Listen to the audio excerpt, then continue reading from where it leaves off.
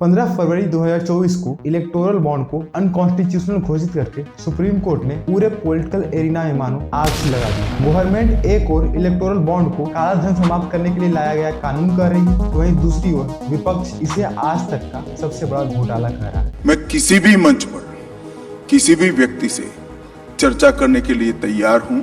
Electoral bond ये भारतीय राजनीति में से काला धन समाप्त करने के लिए लाया गया। इलेक्टोरल बॉन्ड काले धन को सफेद करने की भाजपा की गारंटी है।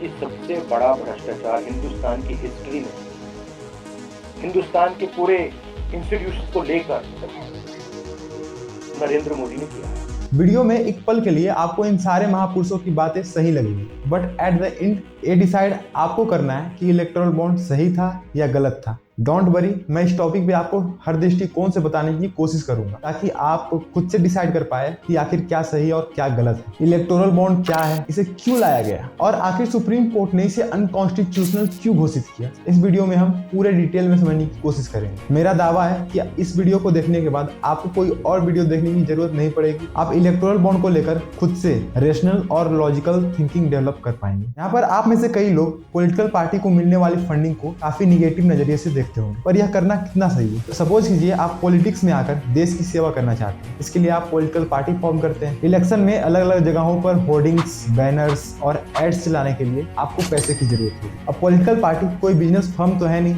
जो प्रॉफिट जनरेट करे, तो ये पैसा आपके पास आएगा कहाँ से? आपको पैसा वे लोग डोनेट करेंगे जिन्हें आपके आइडियोलॉजीज या फिर पॉलिसीज पसंद है या फिर जिन्हें आपके पावर में आने से बेनिफिट है। सपोज कीजिए आप लिथियम बैटरी के मैन्युफैक्चरर हैं जिसके लिए चाइना से आपको रॉ मटेरियल्स इंपोर्ट करने पड़ते हैं, लेकिन करंट गवर्नमेंट ने चाइना से इंपोर्ट पर 100% इंपोर्ट ड्यूटी लगा रखा है, जिससे कि आपके बैटरी का मूल्य 1000 से बढ़कर 2000 हो जाता है। इसके कारण आप यूरोपियन कंपनीज के साथ कॉम्पीट नहीं कर पाते हैं जो कि सेम बैटरीज को 1500 रुपये में बेच रही होती है। अगर कांग्रेस पार्टी यह वादा करती है कि अगर वो पावर में आएगी तो इंपोर्ट ड्यूटी को समाप्त कर देगी, जिससे कि आप सेम बैटरीज को 2000 के बजाय बस 1000 में मार्केट में बेच पाएंगे और आप अपने यूरोपियन कॉम्पिटिटर्स को बीट कर पाएंगे। ऐसे कंडीशन में क्या आप कांग्रेस पार्टी को डोनेशन नहीं देंगे ताकि वो पावर में आए और आप मोटा प्रॉफिट कमा सके? सो पॉलिटिकल पार्टीज को फंडिंग करना गलत नहीं है, यह सदियों से होता आ रहा है और हर एक देश में ऐसा होता है, लेकिन किन कंडीशंस में यह गलत रूप ले लेता है यह हम वीडियो में आगे देखें। तो कहानी की शुरुआत होती है 2017 के यूनियन बजट से। तब के तत्कालीन finance minister Shri Arun Jaitley political parties को मिलने वाले डोनेशन को रेगुलेट करने के लिए अमेंडमेंट्स लाते हैं। नोटिस करने वाली बात यह है कि यह एक अमेंडमेंट था, यानी कि पॉलिटिकल पार्टीज को मिलने वाले डोनेशन को रेगुलेट करने के लिए पहले से लॉज बने हुए थे। तो चलिए हम बारीकी से समझते हैं कि 2017 से पहले पॉलिटिकल पार्टीज को मिलने वाले फंडिंग को किस तरह से रेगुलेट किया जाता था। फिर हम देखेंगे कि आखिर क्या अमेंडमेंट्स लाई गई थी। जो पहला रूल था वो ये था कि 20,000 से ऊपर के डोनेशंस को पॉलिटिकल पार्टीज को पब्लिक करना होगा, यानी कि पॉलिटिकल पार्टीज को डोनेशन देने वाले का नाम और अमाउंट पब्लिकली डिक्लेयर करना होगा। वहीं 20,000 से नीचे के मिले डोनेशंस को बताना जरूरी नहीं था। कॉर्पोरेट्स के द्वारा मिलने वाले डोनेशंस की लिमिट डिफाइन की गई थी। कोई भी कंपनी मैक्स टू मैक्स अपने प्रॉफिट का 7.5% ही पॉलिटिकल पार्टीज को डोनेट कर सकती है। यह 7.5% प्रॉफिट कंपनी के द्वारा पिछले 3 साल में बनाए गए प्रॉफिट का एवरेज लेकर निकाला जाएगा। यहाँ पर कोई भी एनोनिमस डोनेशन यानी अज्ञात चंदे का प्रावधान नहीं था, यानी कि 20,000 से ऊपर जिसने भी चंदा दिया उसका नाम पॉलिटिकल पार्टीज को डिक्लेयर करना ही होगा। अब हम देखेंगे आखिर अमेंडमेंट कर इन नियमों को किस तरह से बदला गया है। जो पहला अमेंडमेंट था वो ये कि अब बस आप 2000 तक का ही कैश में डोनेशन कर सकते हैं। 2000 से ऊपर का डोनेशन अगर आप करना चाहते हैं तो इसके लिए आपको इलेक्टोरल बॉन्ड खरीदना होगा। इससे जो कैश में डोनेशन की जाती थी और जो काला धन जमा होने की समस्या थी वो सॉल्व किया जा सकता था। और इलेक्टोरल बॉन्ड को आप बस चेक या फिर ऑनलाइन पेमेंट्स के जरिए ही खरीद पाएंगे। इलेक्टोरल बॉन्ड एक फाइनेंशियल एंटिटी है जिसे कि आप गिफ्ट कार्ड या फिर कूपन कार्ड के जैसा समझ सकते हैं। यह कुछ इस तरह का दिखता है और खास बात यह है इसमें कि इसमें एक unique alpha numeric code SBI के द्वारा हिडन फॉर्म में डाला गया है। यह अल्फा न्यूमेरिक कोड अपने आप में काफी यूनिक है और आगे वीडियो में आपको पता चलेगा कि किस तरह से इस कोड के जरिए बहुत बड़ा खेल किया जा सकता है। इलेक्टोरल बॉन्ड से जुड़े 5 इंपॉर्टेंट एट्रीब्यूट्स हैं। पहला एट्रीब्यूट है कि इलेक्टोरल बॉन्ड को बस 1000, 10,000, लाख, 10 लाख और करोड़ के मल्टीपल्स में ही खरीदा जा सकता है, जिसे कि SBI के स्पेसिफिक ब्रांचेस से ही खरीदा जा सकता है और इन पे कोई भी टैक्स अप्लाई नहीं होगा। दूसरा पॉइंट कि इलेक्टोरल बॉन्ड की वैलिडिटी बस 15 दिनों की होगी, यानी कि एक बार आपने बॉन्ड खरीद लिया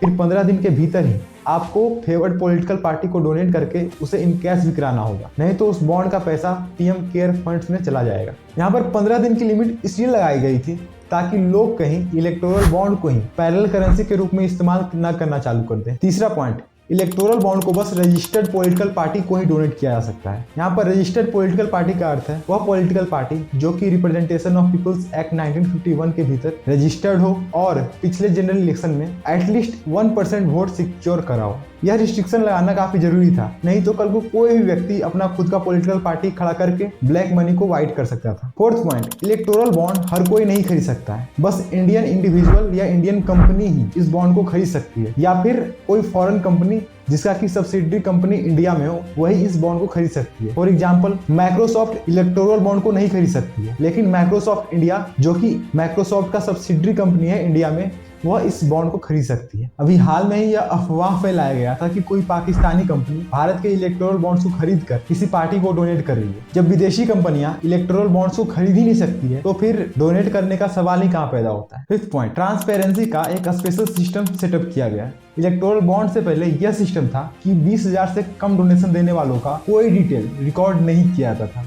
पर इस सिस्टम में जो व्यक्ति या कंपनी इलेक्टोरल बॉन्ड्स खरीदेगी, स्वाभाविक है वो किसी पार्टी को डोनेट करेगी, तो उस व्यक्ति या कंपनी के बैलेंस शीट पे यह शो होगा कि उसने कितने रुपए का बॉन्ड खरीदा, लेकिन यह किसी को नहीं बताया जाएगा कि इस बॉन्ड को उसने किसे डोनेट किया। वहीं जब पॉलिटिकल पार्टी इलेक्शन कमीशन को रिटर्न फाइल करेगी तो उसे यह बताना होगा कि उसे कितने नंबर ऑफ बॉन्ड्स मिले, पर उसे यह नहीं बताना होगा कि यह बॉन्ड किनसे मिले। यहाँ पर डोनर का नाम कतई पब्लिक नहीं किया जाएगा, और इसके पीछे का लॉजिक यह दिया गया कि यदि डोनर का नाम पब्लिक कर दिया गया तो दूसरे पार्टी के लोग हो सकता है उस कंपनी या इंडिविजुअल को बायकॉट करना चालू कर दे। इवन कई रीजन्स में लोकल लीडर्स का इन्फ्लुएंस इस कदर होता है कि वो जान से मारने तक की धमकियां भी भेज सकते। साथ ही जब लोगों को यह पता चलेगा कि यह कंपनी पार्टी को डोनेट करती है तो लोगों का निगेटिव इमेज उस कंपनी के प्रति बन जाएगा, जिससे कि उस कंपनी का रेपुटेशन डाउन होगा और इवन उस कंपनी के स्टॉक्स भी क्रैश कर सकते हैं। तो इलेक्टोरल बॉन्ड के कारण एक तरीके से सिस्टम में ब्लैक मनी का सर्कुलेशन कम हुआ, साथ ही कंपनीज को एक लेजिटिमेट तरीका मिल गया जिससे कि वो पॉलिटिकल पार्टीज को डोनेट कर सकती है। इवन एक लेयर ऑफ ट्रांसपेरेंसी भी स्टेब्लिश हो जाता है। बावजूद इसके इलेक्टोरल बॉन्ड स्कीम को सुप्रीम कोर्ट अनकॉन्स्टिट्यूशनल घोषित क्यों करती है? इसके पीछे मेनली 5 रीजंस हैं। पहला,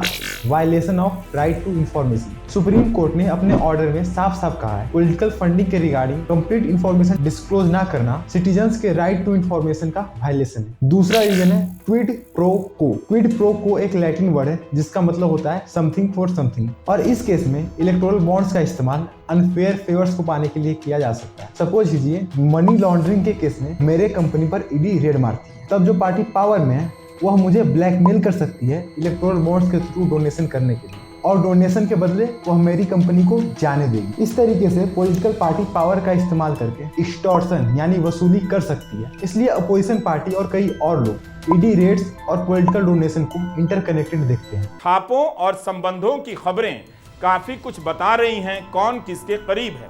किसी का पता चल रहा है कि पहले छापे पड़े, फिर उसने बॉन्ड खरीदे, किसी ने बॉन्ड खरीदा तो उसे सरकार ने बाद में ठेका दिया। इलेक्शन कमीशन द्वारा रिसेंटली रिलीज डाटा को एनालाइज किया जाए तो पता चलता है कि टॉप 30 में से 14 कंपनीज पर ईडी, सीबीआई या फिर आईटी का रेड ऑलरेडी पड़ रखा है, और टॉप 10 डोनर्स जिन पर स्टेट या सेंट्रल एजेंसीज ने रेड मार रहा है उन्होंने कुल 4077 करोड़ डोनेट किए हैं, जिनमें से 1386 करोड़ अकेले बीजेपी को मिली है, 954 करोड़ टीएमसी को मिली है और 563 करोड़ डीएमके को। मेगा इंजीनियरिंग एंड इंफ्रास्ट्रक्चर जो कि बीजेपी को 600 करोड़ का डोनेशन करती है, उसे 4500 करोड़ का जोजिला प्रोजेक्ट दे दिया जाता है। साथ ही कई और इम्पोर्टेंट प्रोजेक्ट्स उसे दे दी जाती है। अब ये प्रोजेक्ट्स इन्हें इलेक्टोरल बॉन्ड्स के बदले मिला है या नहीं, यह तो जांच का विषय है, लेकिन बहुत अधिक चांस है कि यहाँ क्विड प्रो को इन्वॉल्व है। बात ऐसी भी नहीं है कि बस सेंट्रल गवर्नमेंट ही क्विड प्रो को का इस्तेमाल करेगी, बल्कि स्टेट लेवल एजेंसीज और स्टेट प्रोजेक्ट्स को इलेक्टोरल बॉन्ड्स के बदले देकर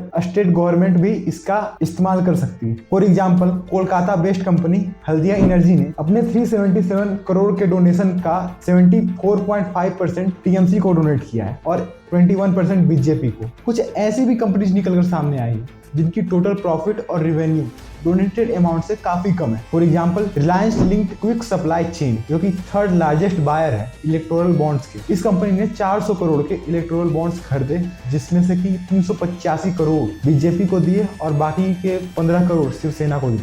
इस कंपनी का नेट प्रॉफिट फाइनेंशियल ईयर 22 में मात्र 21.72 करोड़ था और इस कंपनी का टोटल रिवेन्यू फाइनेंशियल ईयर 23 में मात्र 500 करोड़ था। यह अपने आप में जांच का विषय है कि आखिर इन कंपनीज के पास इतने पैसे डोनेट करने के लिए पैसा आ कहां से रहा है। Unlimited donation violates free and fair elections. Electoral bond scheme आने से पहले कोई भी कंपनी अपने प्रॉफिट का मैक्स टू मैक्स 7.5% ही डोनेट कर सकती थी, लेकिन इलेक्टोरल बॉन्ड आने के बाद कोई भी कंपनी कितना भी डोनेट कर सकती। इससे सेल कंपनीज यानी कि फर्जी कंपनियां बनाई जा सकती है और उनसे अनलिमिटेड डोनेशंस लिया जा सकता है। और अगर अनलिमिटेड अमाउंट ऑफ मनी जिसकी जानकारी जनता को नहीं है इलेक्टोरल सिस्टम में सर्कुलेट होता है, स्वाभाविक रूप से यह इलेक्टोरल रिजल्ट्स को इफेक्ट करेगा। क्योंकि अनलिमिटेड डोनेशंस अलाउड है तो फॉरेन कंपनीज और रिच कंट्रीज हमारे देश के इलेक्शन में अनलिमिटेड पैसा देकर हमारे इलेक्शन रिजल्ट्स को इन्फ्लुएंस कर सकती है। यह हमारे डेमोक्रेसी के लिए खतरा है। साथ ही बड़े बिजनेसमैन और बड़ी पॉलिटिकल पार्टियां हमारे देश के पूरे पॉलिटिकल सिस्टम को डोमिनेट करना चालू कर देगी और स्मॉल कंपनीज और पार्टीज को किनारा कर दिया जाएगा। फोर्थ पॉइंट, लूप होल इन ट्रांसपेरेंसी। एसबीआई जिसे इलेक्टोरल बॉन्ड रिलीज करने की रिस्पॉन्सिबिलिटी दी गई थी, उसने हर एक बॉन्ड के ऊपर एक unique alpha numeric code hidden format में लिख रखा था। इस यूनिक अल्फा न्यूमेरिक कोड के कारण एसबीआई यह पता लगा सकती है कि किस बिजनेसमैन ने किस पार्टी को कितने करोड़ डोनेट किए। अब जो कि एसबीआई पे एक तरीके का नियंत्रण सरकार का होता है, यानी सरकार को यह पता चल जाएगा कि किस व्यक्ति ने किस पॉलिटिकल पार्टी को कितने करोड़ डोनेट किए। फिर गवर्नमेंट उस व्यक्ति या कंपनी के साथ एक्सटॉर्शन कर सकती है। और आप ही सोचिए दोस्त, यह किस प्रकार की ट्रांसपेरेंसी है कि गवर्नमेंट को डोनर का सारा डिटेल पता है पर ओपोजिशन और पब्लिक को कुछ भी नहीं पता। And last but not list, जब ये बिल लाया गया था तो इसे मनी बिल के भीतर रखा गया था। मनी बिल एक स्पेशल काइंड का बिल होता है जिसे बस लोकसभा में पास कराना होता है और राज्यसभा की अप्रूवल रिक्वायर्ड नहीं होती है। अब जो कि इलेक्टोरल बॉन्ड इलेक्शन और पॉलिटिकल पार्टी से जुड़ा इशू है तो इसे जनरल बिल के भीतर रखा जा सकता था, पर चूंकि सरकार की उस समय लोकसभा में मेजोरिटी थी और राज्यसभा में नहीं थी, इसलिए विदाउट डिस्कशन इन राज्यसभा इसे लॉ बना दिया गया। ऑल्दो इलेक्टोरल बॉन्ड को ब्लैक मनी रिड्यूस करने और इलेक्टोरल डोनेशन को आसान बनाने के लिए लाया गया था, पर इसमें कई मेजर लूप होल्स थी। सबसे बड़ा लूप होल था कॉर्पोरेट के द्वारा अनलिमिटेड डोनेशंस।